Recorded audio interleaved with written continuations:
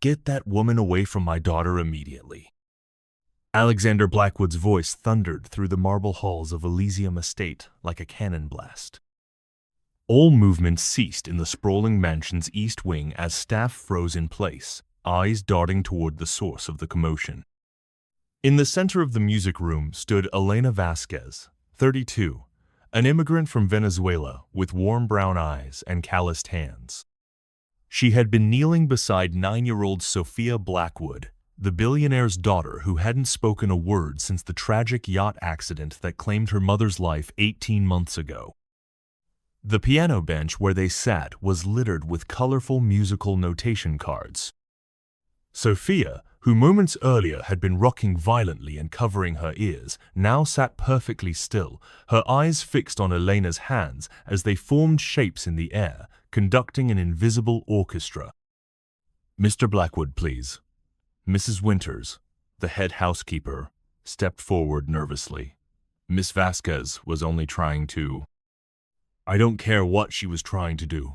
Alexander cut her off, adjusting his custom Armani suit as he strode across the room. At 45, the tech mogul and founder of Blackwood Innovations carried himself with the confidence of a man accustomed to absolute control.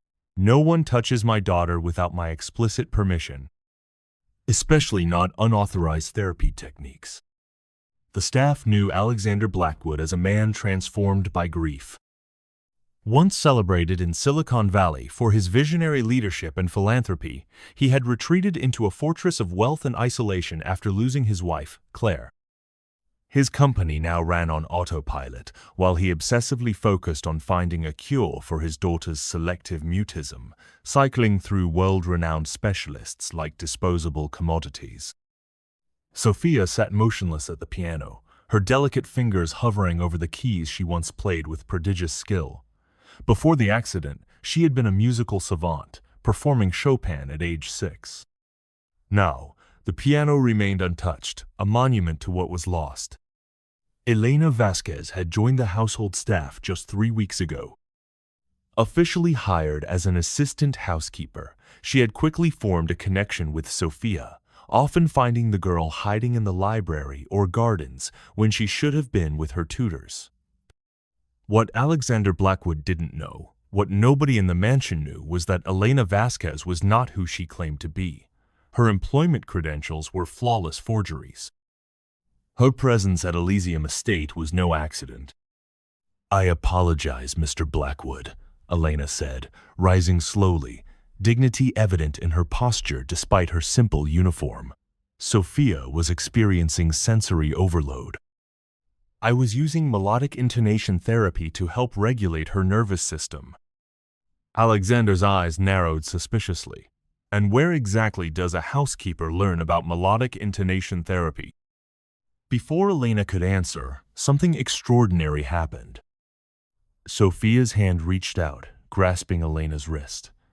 The child, who had not made deliberate physical contact with anyone since the accident, was now clinging to the housekeeper.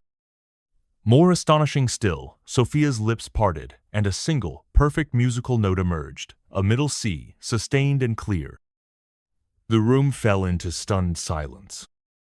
"That's impossible," whispered Dr. Reynolds, the neuropsychologist who had been observing from the doorway. "We've tried every approved therapeutic approach."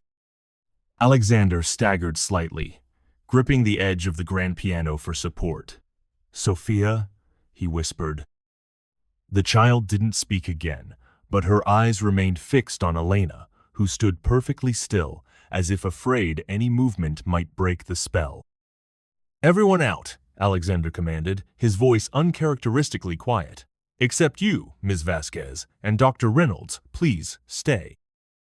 As the room cleared, Alexander studied the woman who had somehow reached his daughter when teams of specialists had failed. "Who are you, really?" he asked. "And don't insult my intelligence with the housekeeper story. No domestic staff knows specialized neurological therapy techniques." Elena straightened her shoulders. "My name is Dr. Elena Vasquez. I have a PhD in music therapy and neuroscience from Stanford." And I'm here because your research division at Blackwood Innovations is conducting experimental treatments on children like Sophia without proper ethical oversight. Alexander's private office resembled a war room. Screens displayed Sophia's medical data, brain scans, and treatment protocols. Elena stood before him, no longer in her housekeeper's uniform, but in clothes brought to her by Mrs. Winters, a simple blouse and slacks that somehow made her look more formidable. Project Orpheus, Elena said, pointing to a file on his desk. Named after the musician who tried to rescue his wife from the underworld. Poetic, considering your circumstances. Alexander's face remained impassive, but his knuckles whitened as he gripped his chair. You've been investigating me. Not you. Your research division.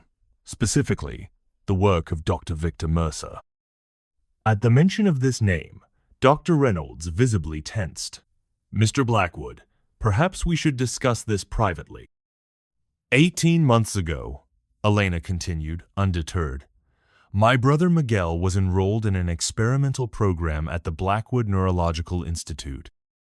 He was 11. Diagnosed with selective mutism following trauma. The program promised breakthrough results using a proprietary neural stimulation technique. She pulled out her phone, showing Alexander a photo of a smiling boy with her same warm eyes. Miguel suffered a massive seizure during treatment. He's been in a vegetative state ever since. When I investigated, I discovered 7 other cases with similar adverse outcomes, all buried under confidentiality agreements and legal settlements. Alexander's expression darkened. If you're implying that I would knowingly harm children, I'm stating that your company is conducting dangerous experimental treatments while you're too consumed by grief to provide proper oversight. And now they've convinced you to try the same protocol on your own daughter. Dr. Reynolds stepped forward. Mr. Blackwood, Dr. Vasquez is clearly disturbed. Her allegations are baseless. Then explain this, Elena interrupted, sliding a tablet across the desk. On it was an internal memo from Blackwood Innovations' legal department discussing containment strategies for Orpheus adverse events and special protocols for the Sophia application. Alexander stared at the document, the blood draining from his face. This is dated 3 months ago. I never authorized. You did, Elena said quietly. Along with hundreds of other documents you've signed without reading since your wife's death. Dr. Mercer has been running Orpheus with minimal oversight, using your grief as cover. Alexander turned to Dr. Reynolds, whose expression had shifted from indignation to calculation. Is this true? Alexander demanded. The treatments are experimental, yes, Reynolds admitted carefully. But the potential benefits far outweigh the risks. Sophia could regain her voice, her music. At what cost? Elena interjected. The neural pathways being stimulated are fundamental to identity formation and emotional regulation. You're not just trying to make these children speak, you're rewiring who they are. Alexander's phone buzzed with an incoming call from Victor Mercer. He stared at it for a long moment before declining. Why come here as a housekeeper? Alexander finally asked Elena. Why not go to the authorities? Elena's expression hardened. I tried. Your company's legal team buried my complaints under mountains of paperwork, so I decided to gather evidence from the inside and protect Sophia in the process. As if summoned by her name, the door to the office opened. Sophia stood there, clutching one of the musical notation cards from earlier. She walked directly to Elena and placed it in her hand. It was the notation for middle C, the note she had sung. The next 48 hours transformed Elysium Estate into a fortress under siege. Alexander, now fully awakened to the danger, had dismissed Dr. Reynolds and placed the entire household on high alert. Security teams patrolled the grounds while Alexander's personal lawyer worked to unravel the extent of Project Orpheus. Elena had been installed in a guest suite, no longer pretending to be staff, but serving as Sophia's primary caregiver.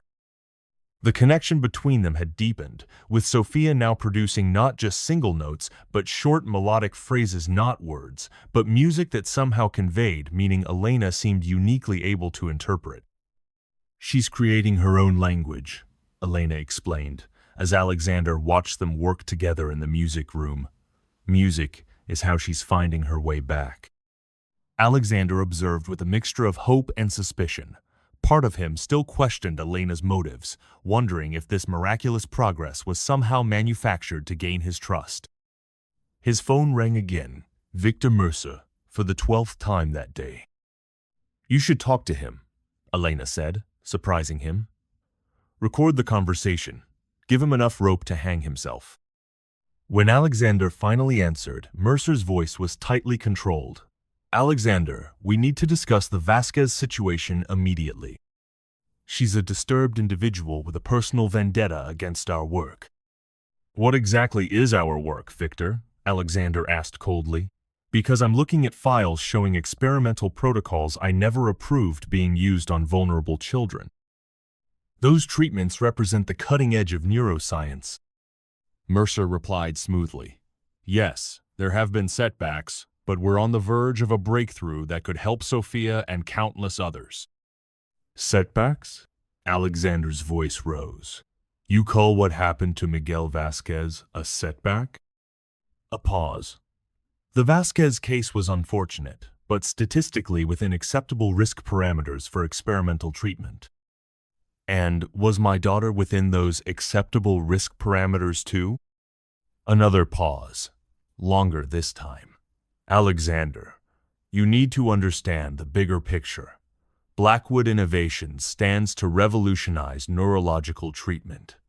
The market potential is—" "Market potential," Alexander repeated, disgust evident in his voice.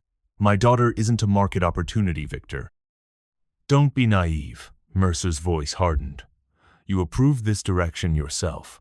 The board is fully behind the Orpheus initiative. If you're having second thoughts now, perhaps it's time to discuss your fitness to continue leading the company." The threat hung in the air, clear and unmistakable. 3 days later, the Blackwood Innovations Board of Directors convened for an emergency session. The gleaming conference room on the 52nd floor of Blackwood Tower hummed with tension as Alexander entered, flanked by his legal team. Victor Mercer sat at the far end, surrounded by his own allies.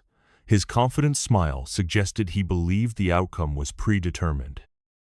"I've called this meeting," Alexander began, "to address serious ethical violations within our neurological research division."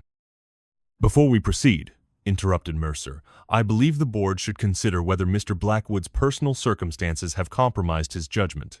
His recent erratic behavior—" "My behavior?" Alexander's laugh was cold. "Let's talk about behavior, Victor."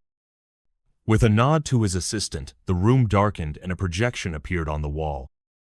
Medical files, internal memos, and video footage began to play. Children in distress during experimental treatments, doctors expressing concerns that were subsequently dismissed. Legal strategies to silence families. 8 children have suffered severe neurological damage under Project Orpheus, Alexander stated. 8 families were paid to keep quiet while the program continued unchanged. The board members shifted uncomfortably, exchanging glances. "These are selective representations," Mercer countered smoothly. "The full dataset shows promising results that far outweigh isolated incidents." Isolated incidents? A new voice entered the conversation as the conference room doors opened. Elena Vasquez walked in, followed by 7 sets of parents, each carrying photos of their children. Behind them came news cameras, live streaming the confrontation to millions.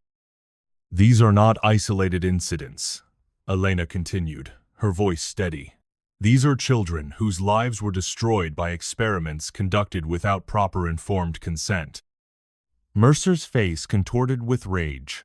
"This is a private board meeting. Security." "Actually," Alexander said calmly, "I invited them.